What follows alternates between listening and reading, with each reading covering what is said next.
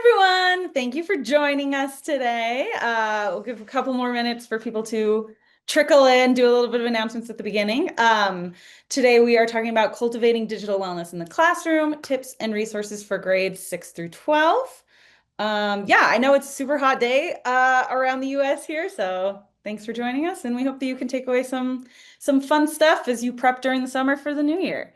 Real quick, as we get started, as always, please use hashtag #TeachBonsai if you share any insights from this presentation, and follow us on all of our social media. We're either Teach Bonsai on most things, Bonsai on Facebook, and Bonsai FinLit in a few other places. And yeah, please make sure that you follow us there. We're doing tons of big giveaways and announcements on there all the time. So we love to hear from you guys and connect with you guys. And as we're going through this presentation, if you guys have any questions, please don't hesitate to put them in the chat. We've got Natalie here to answer those questions or flag them for us to answer live. So yeah. And then we have a fun big announcement before we dive into it. Our back to school boot camp is back this year.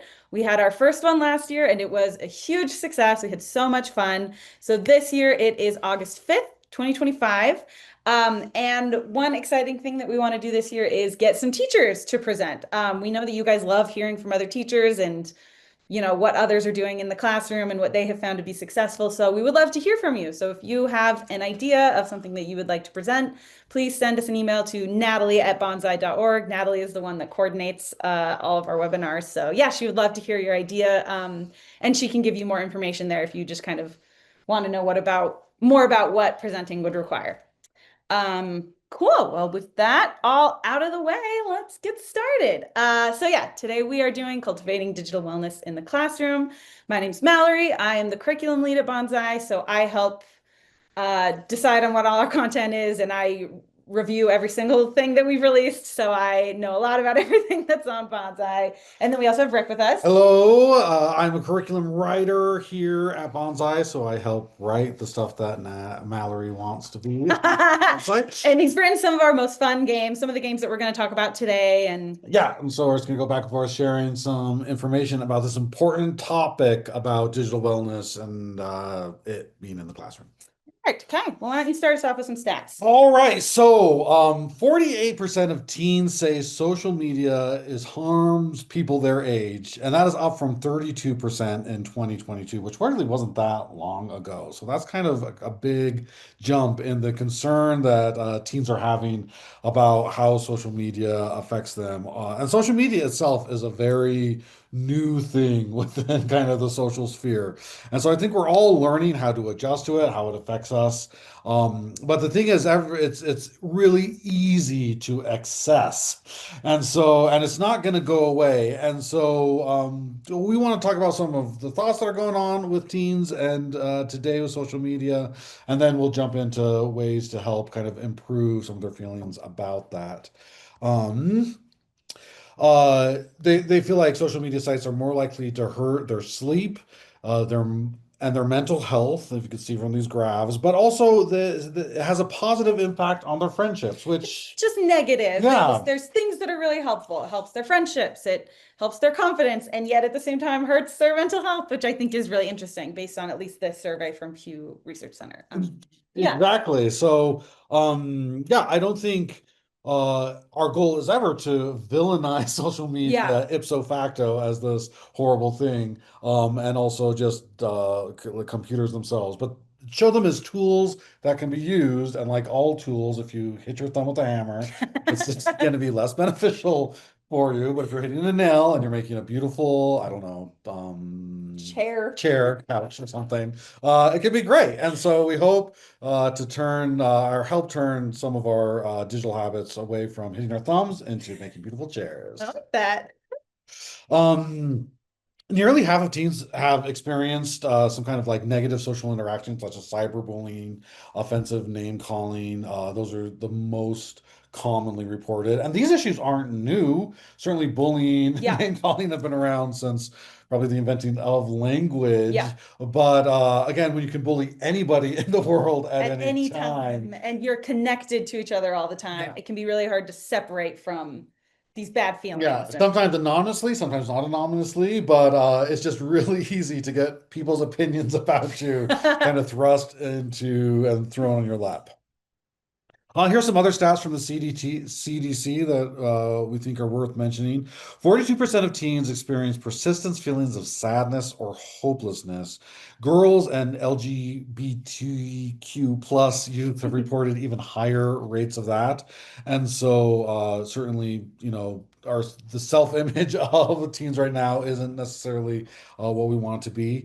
During July 2021 to December 2023, one half of teenagers ages 12 to 17 had 4 hours or more of daily screen time.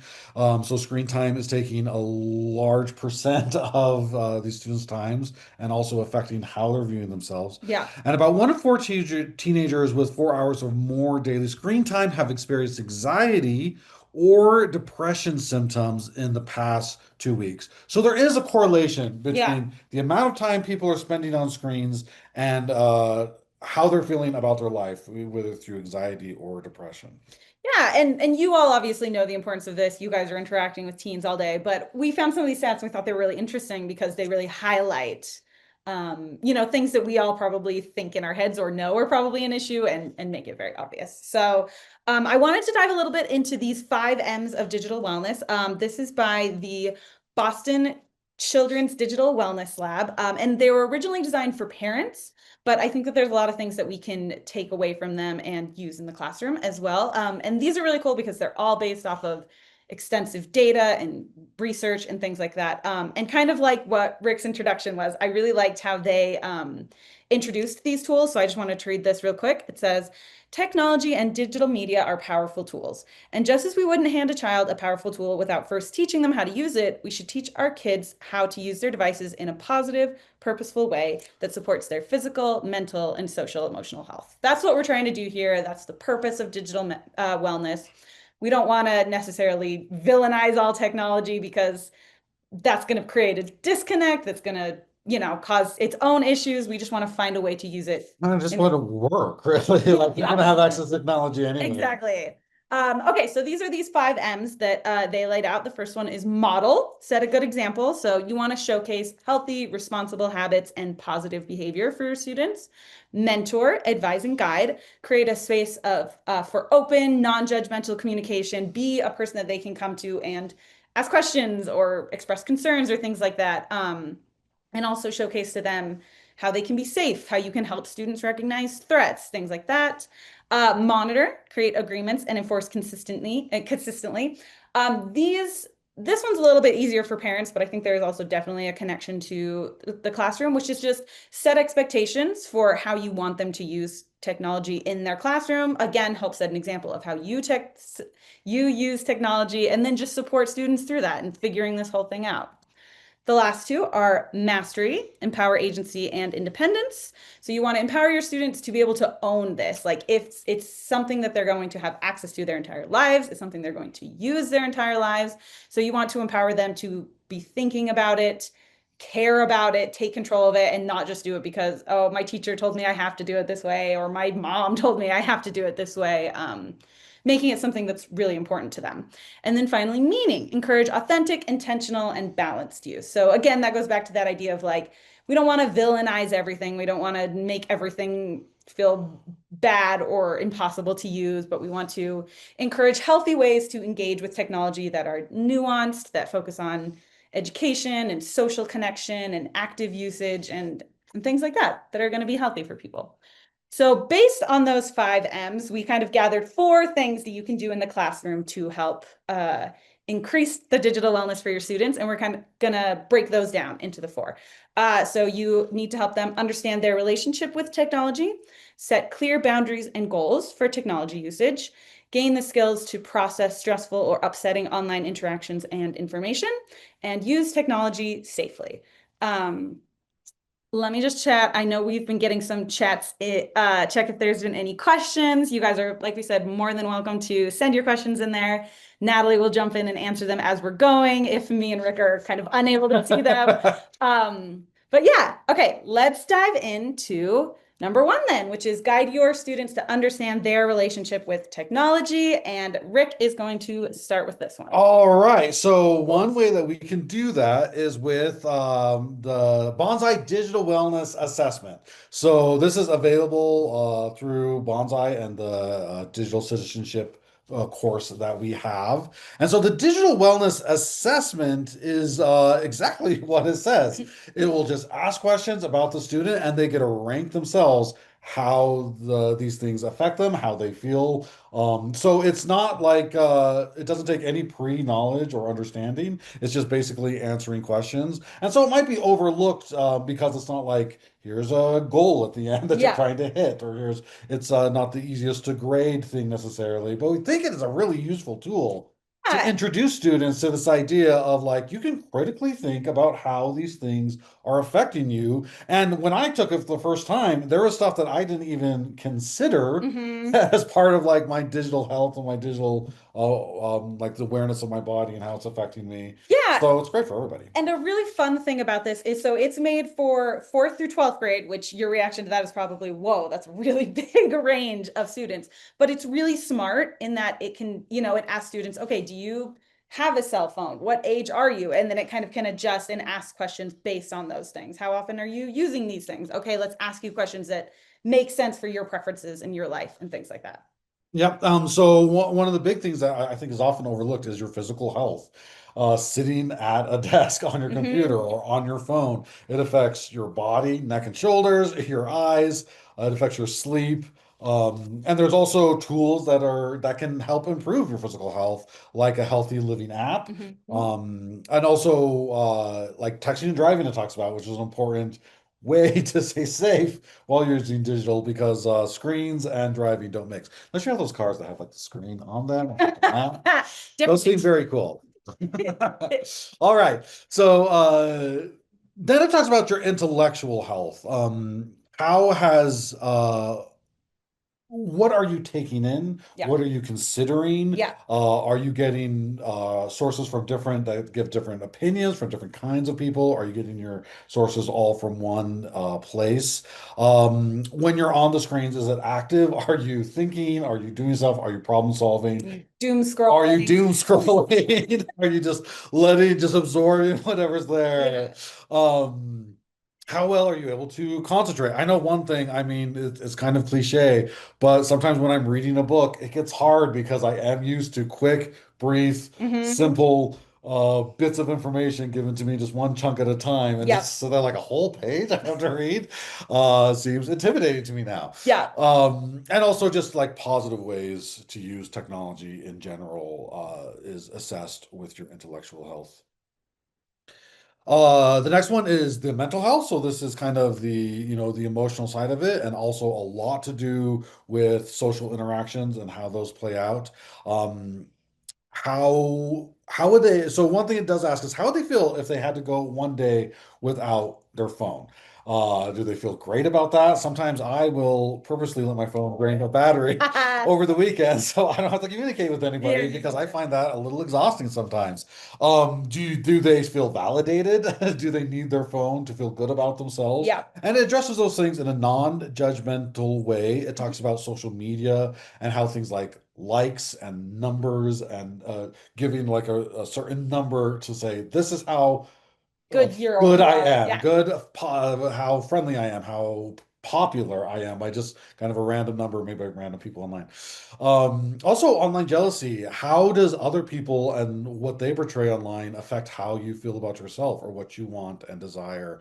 And also, this I think social media drives this need to be perfect and to Hmm. show only the perfect parts of you, which frankly is a little boring from an artistic point of view, but also can be a very hard thing to accomplish. And Yeah. if you think that everyone else is having these perfect lives and you're flawed, it can affect you. So this is all the kinds of things that it is measuring. And finally, just more about just like the specific social health, how you're communicating with others, how you are listening to others as they're communicating to you online, and also like teasing, harassment, and like handling conflict. Hmm. And all those things are important tools to learn digitally or non-digitally. Yeah. Yeah. So the assessment breaks out those four things and you go through and you answer questions about them. It's not graded in that if you answer poorly and you say that you're, constantly having shoulder pain or whatever, that it will grade you negatively on it. The idea is that you encourage your students to think about these things critically, answer them honestly, and then it will give them tips for ways that they can improve. Like, okay, if your back is constantly hurting, try doing this. There's this one called the 20-20-20 rule that I learned about by doing this, which is every 20 minutes, you're supposed to look at something 20 miles away for 20 seconds. And that can kind of help your eyes refocus and refigure things out. So, anyways, it breaks them all into those 4 categories and gives them little badges for each one and tips to improve and things like that. And here's an example of a screenshot as you're playing through the game. You can see your assessment going on there. Kind of the higher number, the better you are in that specific Yeah. category. Tries not to be judgmental, even if you got a low number. And you, as teachers, are able to go in and see how your students are ranking, and it opens up an opportunity to talk to a student if they reported that maybe their social, their mental, physical, intellectual, any of those categories Yeah. aren't scoring high. You can kind of see and evaluate. All their answers are recorded in the Interface. teacher Yeah. interface. And then, yeah, so like we said, they're not graded necessarily on their answers, but they are still learning things about how they can improve their technology. So that is what graded. They'll take a pre-test and post-test based on those things, not on their specific answers. So even though it's an evaluation, it is a good way to hit kind of standards Yeah. of kind of interaction Health, social and emotional health. and like digital health. Absolutely. Cool. Okay, let's move on to number 2. But before we do, let me just see if there are any questions. Smart. I have a computer right here that I could have hooked up. It's all good. Two. Okay, yeah, things are looking good. So, the next one that we are going to talk about is empowering your students to set clear boundaries and goals for technology use. So, one of the really exciting things that we've come up for with this is the Digital Detox Challenge, which is a way for you to help your students understand their technology usage, how it impacts them, and make goals to improve it.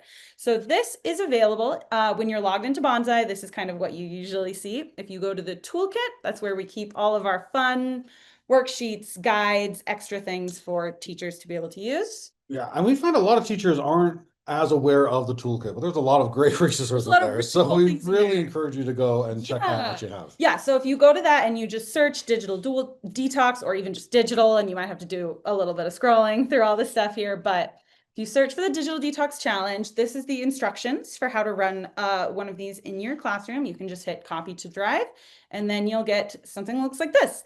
Again, this is a copy of it on your computer, so you can make any edits that you want, any changes. This is just a really nice place for you to start. So the idea behind this specific challenge, as we have it laid out right now, is for it to be a 4-week, month-long challenge, each week focusing on different things that your students can learn about their technology usage or challenge with their technology usage or things like that. And the idea is that each week has like a classroom kickoff discussion that you have with your students, and then you give them a homework assignment that they work on throughout the week, and then they write up a reflection paper about their experience, and then they gather all those things up and they turn it in as their digital detox challenge journal. So I won't go too into this. You guys can get this through the toolkit like we said. But I'll just give kind of a little brief overview. So we've got usage tracking in week 1. The idea is for them to just figure out, how am I using technology? How does that make me feel? Do I like that I'm using technology that much? Do I not like it? Do I even consider it? Yeah. Yeah. Do I This is something realize? yeah. Totally. And then they're going to set some goals. In week 2, the idea is to recognize their usage now that they know what it is and think about ways that they might want to include, and specifically look for time wasters, which are those times when they're being really passive on technology. They're not actually getting anything out of it. It's just kind of using technology because it's there, type of a thing. And then the next one is they're going to take on a challenge, and they get to pick which challenge they want to do. But we outlined 3. Again, you can add other ones if you have some other that you like. So we've got the technology fast, which is spend 1 day without using one technology that you tracked in week 1. So that could be social media, that could be their phone, that could be their computer, that could be no technology at all. It kind of leaves it open to them. But yeah, the idea is that, of course, they can still use it for work or homework or talking to their mom or whatever if they need, but like as minimal as possible. And other than those sort of required things, you just don't use it for a day and you see how you feel. And I think being aware of like what do I really need this for Yep. and what do I don't need this Yes. for Which is the challenge, yeah, right? it's a great lesson to learn. Like, Yeah. how is this really, yeah, where is it most useful and where is it like, oh, that was fine I with didn't that. actually need Yeah. that. Yeah. The second challenge is tech-free mornings and nights.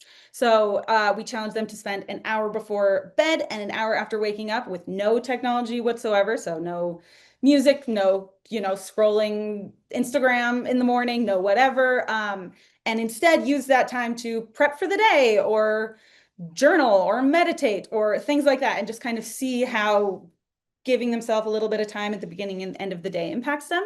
And then the final one is the social media lockdown. So you don't use any social media this week, at least of one kind. So again, if they really are into Instagram, no Instagram. If they're really into TikTok, no TikTok. And if they want to go all out, no social media whatsoever. And yeah, they get to pick which one they want to do, and then they get to do that throughout the week and then write a reflection paper again on how they felt about it. And then the final week focuses on positive usage. So you encourage your students to find more positive, active things that they could be doing on social media and spend some of the time that they were using on some of that time wasters or things like that on those positive things. So, like apps that help you learn a language or improve a skill, videos online that are like, oh, that's cool. I want to learn about this thing that I'm interested in. Technology that helps you like connect with friends that maybe don't live nearby you or, things like that. And the idea with that last week is to just, again, reinforce the idea that technology can be positive. There's tons of really cool things that you get to do with it. It's not just about using less, it's about using it smarter and making sure that you're using it in a way that's helping you and not hurting you. So that's a digital detox challenge. It's really fun. We're really excited to see how you guys are able to use that with your students. Again, that is available in the toolkit when you're signed into Banzai. And if you don't currently have an account with Banzai, it's totally free. You can just go to banzai.org and create an account, and it will be right there available for you within the toolkit. They won't even have to add a student or classes at all if you choose not to. Yeah, if you just want to check it out, And if you come up with some good ideas that really are successful with your classes, let us know. please. Yeah, we would love to We hear. would love, we might even add it to the toolkit we have. Yeah. We are always looking for teacher feedback on things, and we know that your ideas are going to, as teachers, be really awesome. And Mhm. a lot of the great ideas we have for our games and our They come systems, from they teachers. come from teachers. So Yeah. please let us know. The next thing that I want to talk about, you are all very familiar with. I'm sure your school has, if not considered it, already implemented some version of this. But if not, and you would like a way to try to maybe empower that within your own classroom, we just wanted to give a few thoughts based on some research that we did and found online. So this is cell phone free zones. Again, the idea being a way to give your students just a brief respite from the constant pressure to be checking their technology or whatever. Some benefits that people have found to doing this: fewer distractions and more engagement in the classroom. Again, that forced short-term break and then a reduction of behavioral issues. So how you can do that is just the simplest way, obviously, create a place for them to put their phones that you require them to be.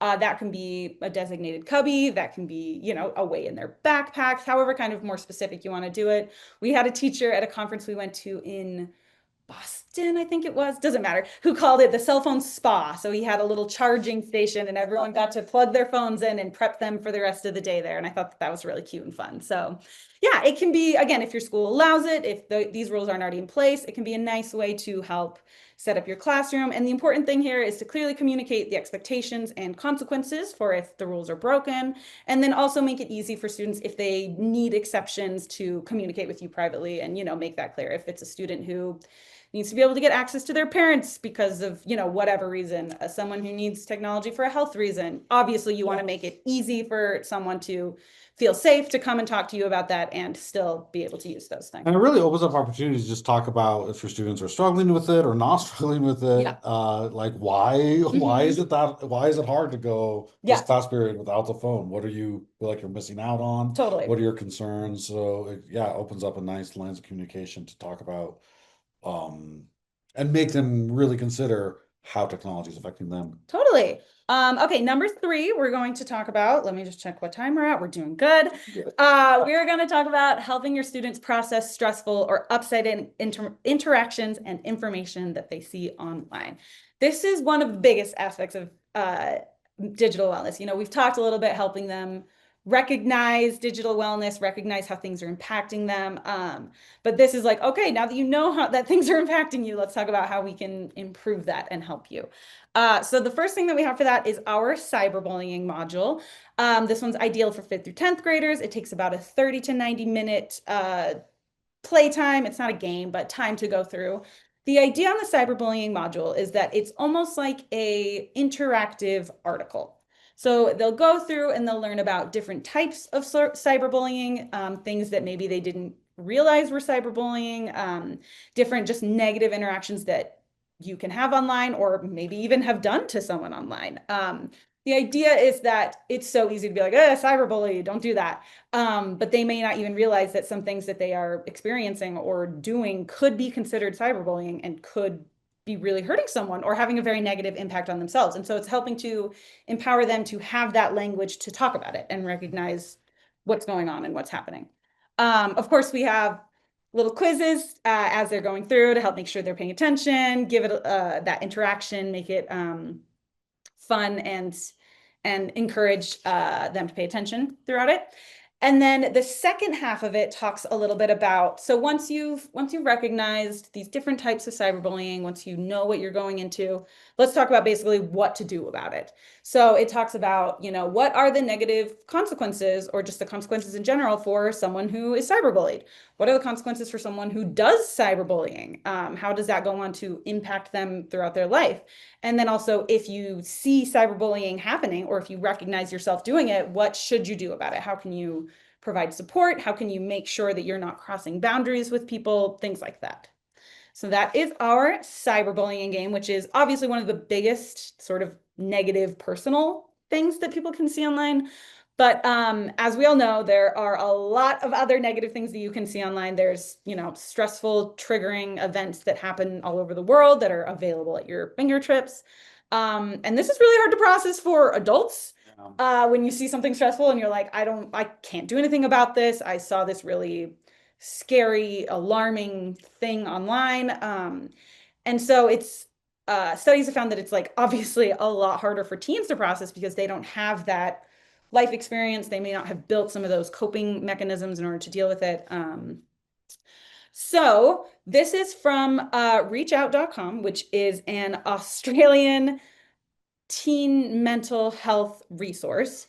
And they talked a little bit about some of the symptoms to look out for and to help teens recognize they may be feeling in themselves if what they're seeing online is beginning to impact them personally.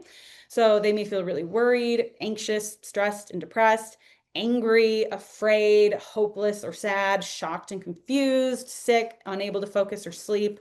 Um, all of these things that again can clearly have really negative impacts on them in their life, in their school, things that they may not realize this is the thing that's causing me to feel that way. And yeah, we want to help empower them with ways to get through that. So this is another graphic from Reach Out that I thought was really cool. Again, this is geared toward parents, but I think it has a lot of things that teachers can definitely take away to help with their students. So as a adult interacting with the teen in today's landscape of a lot of scary, stressful things are available at your fingertips all the time on the internet. What can you do? You can stay up to date with media and pop culture. You can know the things that they're seeing, talking about, concerned about, because you really can't help them if you don't know about things going on. That doesn't mean you have to know every single thing, but it can be helpful to just have the beginning of the conversation. Again, learn about the issues, consider, if they come to you for help, consider talking to them about, okay, well, maybe this is just something that you shouldn't be looking at. Like maybe this isn't appropriate. Maybe it's content made for someone older than you or has had different experiences from you. And maybe the best answer for you right now is to just not look at that type of content. And then also reassure them that they are able to set boundaries for their usage and what they see. And there is no right or wrong associated about that. There shouldn't be any guilt associated about that. Like if you are seeing something and it's making you uncomfortable and it's having those negative impacts that you're seeing, it is okay for you to say, I'm not going to see that anymore. Whether forever you want to go through and, block all those things, tell yourself you're always going to scroll away from them, or just for a little while, you want to give yourself a break. Different information is going to affect different people Totally. differently. And so being able to really evaluate, like, how is this affecting me? how much of this kind of information Can can I I take handle? on? Yeah, and it doesn't And mean anything if my friend can handle and yeah, talk about it all the time. If it's impacting me, that means that I should do something about it. exactly. And like there is just a lot of information out there. Hmm. And I think when it talks about like chat about the reality of the internet, it's important to know like why do news outlets share this type of news? Yeah, and Uh, why are people picking up on it and sharing these certain yeah. aspects of it and And things like all that? and often distressing, stressful, concerning things get clicks, get Hmm. views. And not that that information isn't important to get out there piece by piece, but just understanding when you go to news site, they're going to be sharing the stuff that most people are interested in, and most people are going to be interested in the stuff that could be distressing, Hmm. stressful, and recognizing how that affects you.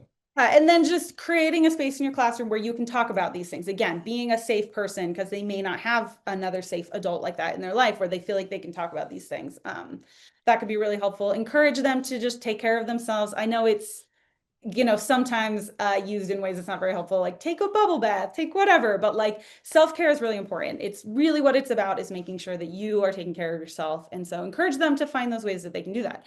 And then finally, make sure you're looking after yourself as well, because like we said, this is scary for teens, it's scary for adults, it's scary for everyone. So as you're doing this, as you're being a support for someone else, make sure that you're also getting support for yourself as well. And helping them connect with other resources if you aren't able to do that, like your counseling center, like, maybe having a conversation with their parents, whatever you can do to help improve their support net and your support net.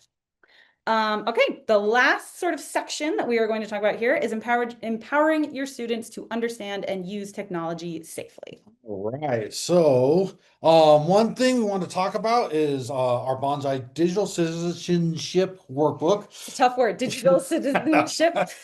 That's the closest I've ever got to it being right. I thought that was a win for me. So, with this workbook, so this is available to Bonsai teachers. You can Mhm. order the workbooks kind of through the teacher interface online, and we'll send this to your class. Yeah, yeah. So a little bit more info about way Bonsai works. If this is your first time with Bonsai, we have local banks and credit unions who sponsor schools. So if you have a sponsor who is sponsoring your school, you just let us know how many workbooks you want, and we will print and ship them to you totally free.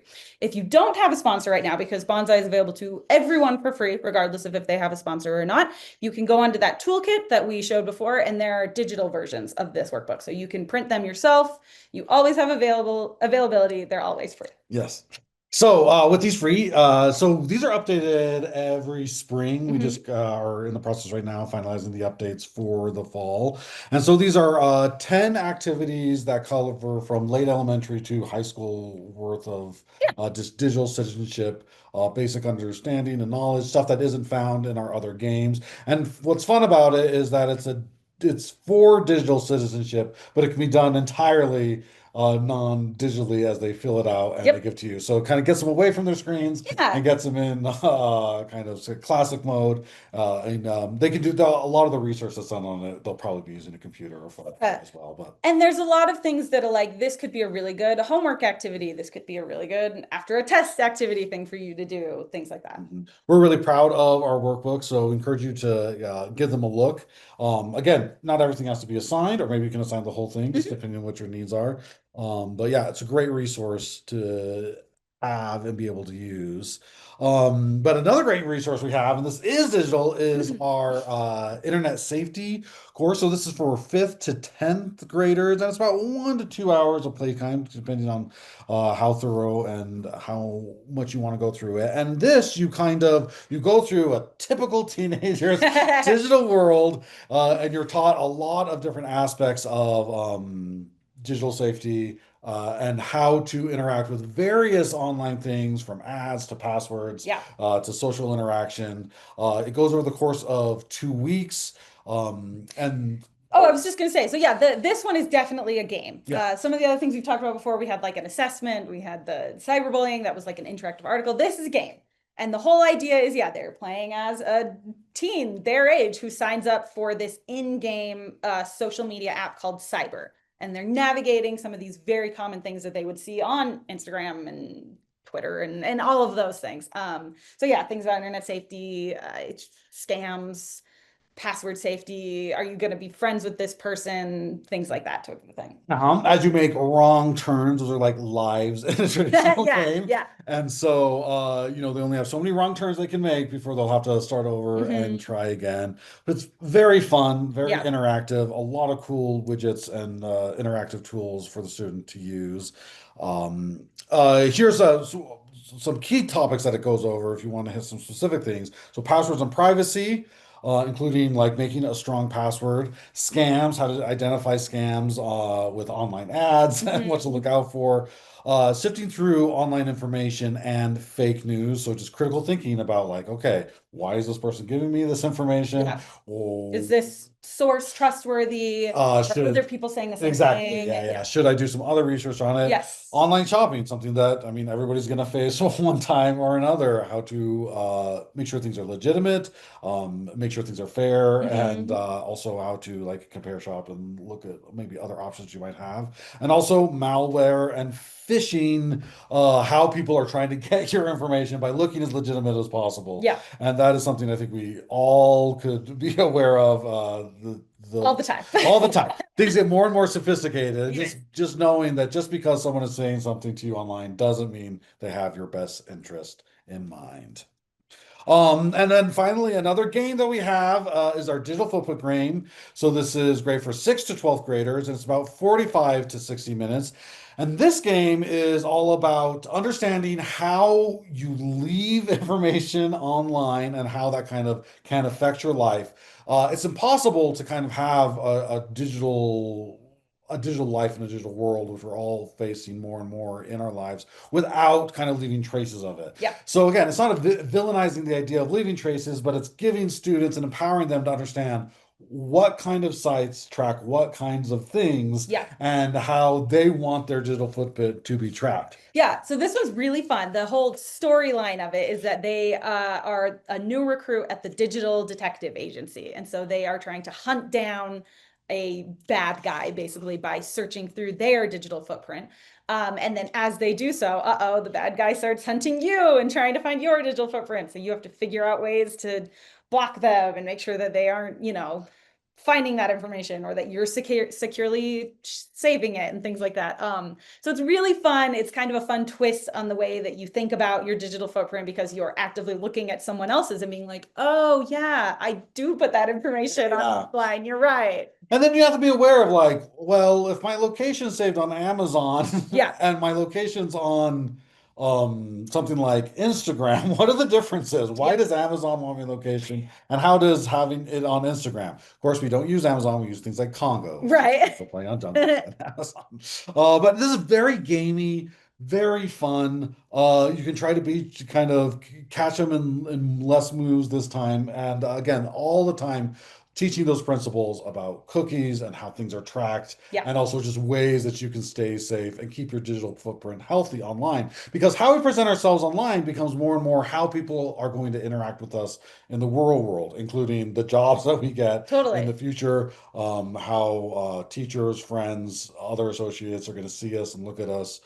Because it's really easy to put stuff online. It's really hard to get stuff off of line. Yeah, and one key thing before this one, before we move on from this one, is that it's designed to be replayable. Yeah. Every single time you play it, you'll get, well, maybe not every single time. There's, I think, like 8 versions of it or something that they get randomly. Well, yeah, the websites they get will be randomly Yeah, assigned. And so there's kind of different things you have to focus on kind of based on the websites yeah. available, considerations you have to So make. you'll get a fun new experience every time they play. So it really encourages them to try again if they, weren't able to win or they didn't win fast enough and their friend won really fast. Let's see if you can beat it this time or And there's whatever. 4 different criminals, all Love with it. cheese-based names. So, Cheese face. I think so. That's So you really have to funny. figure, if you can find all 4, I think that's That's fun. just kind of to collect them. Okay, so yeah, so we've kind of gone over this already, but some of the key topics covered: private and public information, what is appropriate to share publicly, what you should really be keeping private, cookies, ways to protect your digital footprint, and how your online activity and interests are tracked. That is kind of the main thing of what we have for you today, talking about digital wellness. If you want to learn a little bit more about Banzai, you can watch the Banzai Basics PD session. In that, some of our awesome teacher support staff just kind of introduces you to Banzai if this is your first time, gives you an idea. You can scan the QR code on the left there to get that one. On the right, you can also just set up a demo with our teacher support team and they will answer all of your questions live. They'll jump on a call with you. They'll help you set up your class.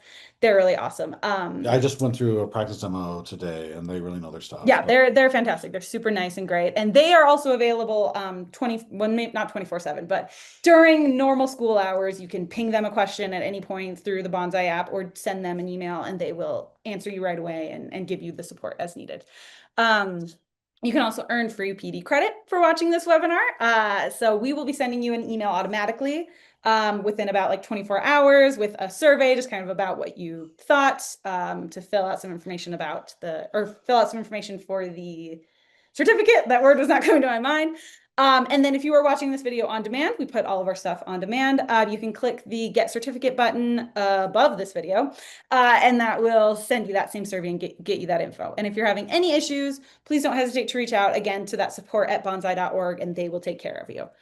And then finally, let's connect. Like we said, we make a lot of the content here. We made a bunch of the games that were on this today, and we love to talk to teachers and make sure that what we're making is what teachers want and what we can do to make it the most helpful. Yes, give us feedback, ideas, Yes. ways that your students really liked it, or points of confusion that you may have had. We are happy to make edits and adjust things Yeah. in our games, in our articles, or whatever, to make it easier and better for teachers. So we love that kind of feedback. Yeah, So feel free to reach out. I'm Mallory, banzai.org. Mallory spelled weird, Malori. We're from Utah, it just is what it is. And then we've got Rick here, Richard at banzai.org. It's spelled normally. Spelled normally, not weirdly. That's all we got for you. All right. Again, please connect with us on social media. We're doing a lot of fun stuff as we kind of approach big summer conference season. And as the new year comes out, we'll be talking about all of our new games and initiatives and stuff like that. Do we want to look for any final questions that might have popped up? Check. Thank you. Let's see. How do you get the certificate? That will come to you automatically. In about 24 hours, you'll get an email with that survey, and it will, once you fill that out, it'll automatically send to you. If you don't get it for whatever reason, again, please send us an email to support@banzai.org and we will get that to you. Let's see. Do we get a copy of stats and outline? Yeah, we could send these slides if that would be helpful. Absolutely. We have found that a lot of teachers like that, so maybe we'll need to. Anyways, we'll take care of that. We will get you some slides. Send those. There's a lot of information covered today. Yes, absolutely. And yeah, everything that we talked about, like we said, is available at banzai.org. And I think that's all I got for you. Thank you guys so much for joining us. And we hope that you are enjoying your summer break and ready to dive back into teaching your students all these important skills when the school year comes. And join us for our back to school boot camp. Oh, yes. August 5th. And yeah, again, if you're interested in presenting at that, please send an email to, frankly, any of the emails we've listed today, but specifically Natalie at banzai.org, as she's the one coordinating that and she can get you all set up. Awesome. Thank you guys. Thank you so much.